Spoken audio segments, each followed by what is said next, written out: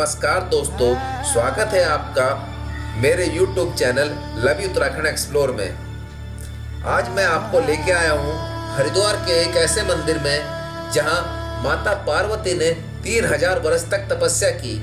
कहा जाता है कि माता पार्वती यहाँ बेलपत्र खाकर अपनी भूख शांत किया करती थी, लेकिन जब पीने के लिए पानी की समस्या आई तब देवताओं के आग्रह पर स्वयं परमपिता ब्रह्मा ने अपने कमंडल से गंगा की जलधारा प्रकट की। यह आज बिल्केश्वर मंदिर से महज 50 कदम की दूरी पर गौरी कुंड के नाम से प्रसिद्ध है। मान्यता है कि तपस्या के दौरान माता पार्वती इसी गौरी कुंड में स्नान किया करती थी और इसी कुंड का पानी पिया करती थी। यहाँ रास्ते में आपको गौरी कुंड के नजदीक पत्थर से बने हुए छोटे छोटे घर देखने को मिलेंगे। मान्यता है कि जो भी यहाँ पत्थरों से घर बना के जाता है उसकी मनोकामनाएं पूरी होती हैं और उसका सचमुच का घर बन जाता है। यहाँ बगल में शिवधारा नामक नदी है जिसके पत्थरों से लोग घर बना के जाते हैं और भी काफी मनोकामनाएं लेके भक्त यहाँ आते हैं। इस बारे में हमने यहाँ के मुख्य पुजारी अखिलेश्वर वन जी से बातचीत की।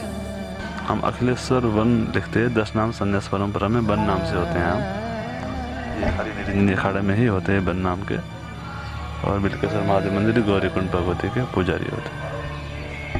महाराज जी, जैसा अभी हमने देखा कि गौरी कुंड है यहाँ पर, इस गौरी कुंड की महत्ता के बारे में थोड़ा सा बता दीजिए। भगवती की तपस्थली रही है ये। गौरी माता ने शंकर भगवान को पाने के लिए तपस्या किया था यहाँ पे, तो भगवती की तपस्या के लिए देवताओं के आग्रह करने पर ब्रह्मा जी ने गंगा जी को प्रकट कराया था यहाँ पे, तो तब से ये जगह गौरी कुंड के नाम से प्रचलित है।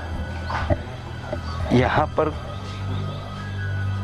कैसे कैसे लोग और क्या मान्यता लेकर आते हैं? खास करके जिनकी शादी में विलम्ब हो रही, बात आ रही है, जिनके संतान सुख जिनको प्राप्त नहीं है, या फिर जिनको पुत्र प्राप्ति की कामना है, उन लोगों को या भगवती के आशीर्वाद लेने के लिए आते हैं। यहाँ स्नान की विशेषता होती है। कोई भी कामना हो यहाँ स्नान किया जाता है 5 रविवार लगातार, तो उनकी कामना पूर्ति हो जाती है। तो और यहाँ चर्म रोग या ऊपरी बाधाएं उनको होती है जिनको, वो लोग भी स्नान करते हैं। स्नान की ही विशेषता है यहाँ पे, जल की विशेषता है। तो वो कितनी बार करना जरूरी है? 5 रविवार लगातार किया जाता है यहाँ पे।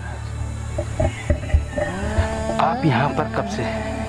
हमको भगवती के सेवा में हो गया अभी 13 साल। 13 साल। हाँ जी। महाराज जी, अभी हम आ रहे थे तो रास्ते में हमने देखा पत्थर के ऊपर पत्थर चढ़े हुए हैं, उसका क्या महत्व है और किन्होंने वो इस तरीके से इकट्ठे किए? जिनकी मकान नहीं होती, मकान की कामना से वो पत्थर के ऊपर पत्थर रखे जाते हैं। भगवती से प्रार्थना करते हैं कि हमारे मकान बन जाए। भगवती सुनते हैं, लोग बनते हैं तो एक को बनते हैं तो फिर वो 100 में चर्चा करते हैं, फिर ये परंपरा बनी गई। हाँ जी, ये प्राचीन परंपरा तो नहीं है, लेकिन लोगों की कामना पूरी हो रही है तो लोग बनाते जाते हैं और भगवती सुन भी रही है, तो बहुत अच्छा है, सुंदर है। नहीं, जैसे अभी मैंने देखा कि कुछ लोग उस बने हुए को ही उठा के अपना बना रहे थे, तो क्या वो सही है? मानव प्रवृत्ति है जी, दूसरे का घर तोड़ के अपना घर बनाना। नहीं तो वैसे तो नदी में से पत्थर उठा के बनाया जाता है। बगल में शिवधारा नाम की नदी है जो ग्रंथों में उल्लेख आता है, वहाँ से पत्थर लेके ऊपर बनाया जाता है। शिवधारा नदी से पत्थर लेके फिर बनाया? हाँ जी। महाराज जी, गौरी कुंड के दर्शन से क्या क्या लाभ मिल सकते हैं? देखो, ये भूमि तो वो है जहाँ साक्षात जगदम्बा ने तपस्या करी, जिनके लिए पूरी दुनिया तपस्या करती है, उन्होंने यहाँ तपस्या करी और उनकी कामना पूर्ति हुई। जिस भूमि से जगदम्बा की कामना पूर्ति हुई, वहाँ तो मनुष्य की हर कामना पूर्ति हो ही जाएगी। ठीक है, जी जी जी।